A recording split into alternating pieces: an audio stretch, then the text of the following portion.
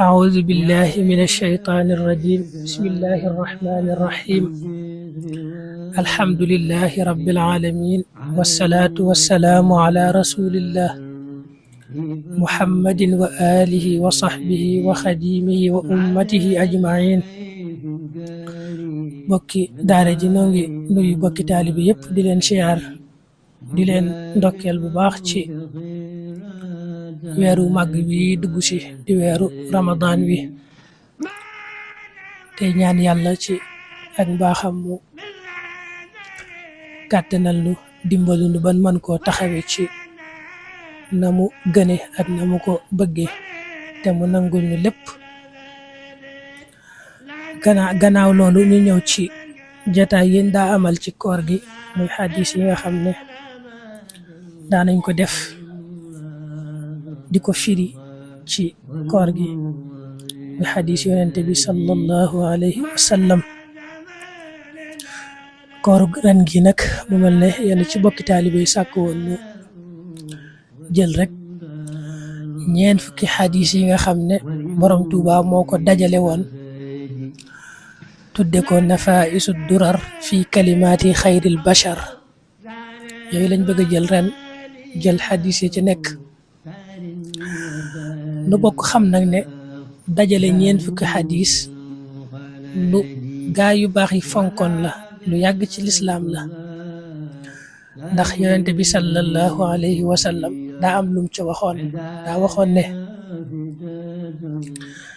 man xafida ala ummati 40 xadisan min amri diiniha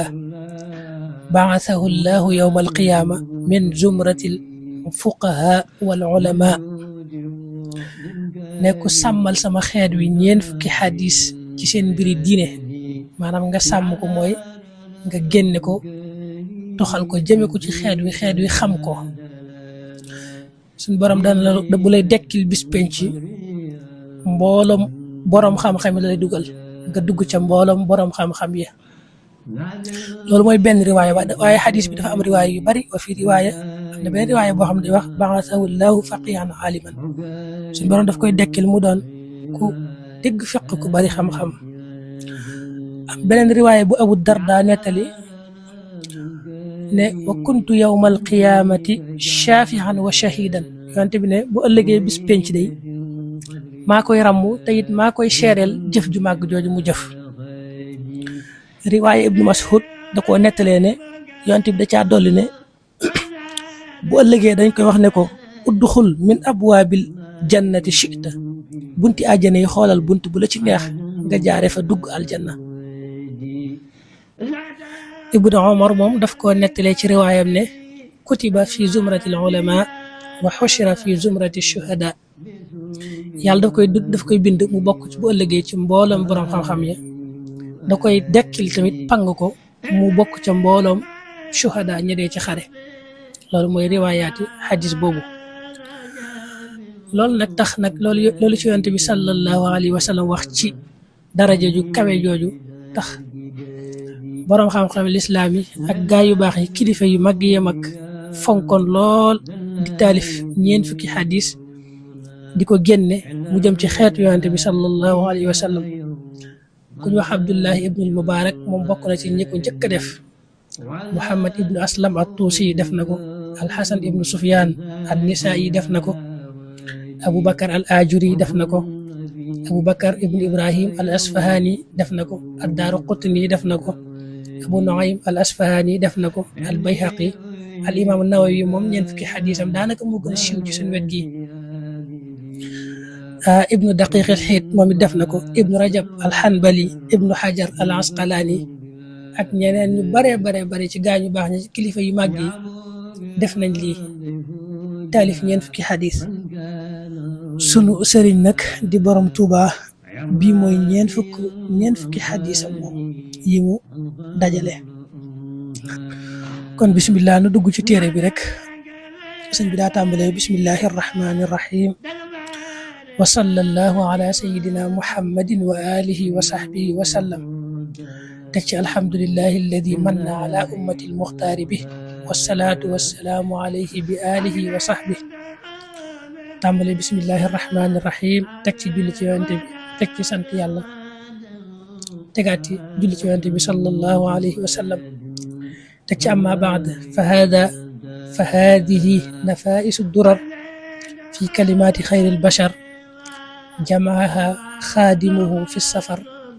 musalliyan maha taslimin alayhi fi safari wal xadar sallallahu taala alayhi wa sallam wa ala alihi wa sahbihi wa kulli man yaqtafi fi ahwalihi wa hiya ahadisu sihah muntaxabat min jawahiri lafzihi jaxlaha allahu saadata kulli man atqanaha bi xifzihi sallallahu taala alayhi wa sallam. sëñ bi noonu la ubbi ko danaa bu ma waxee amma ba'd da caa teg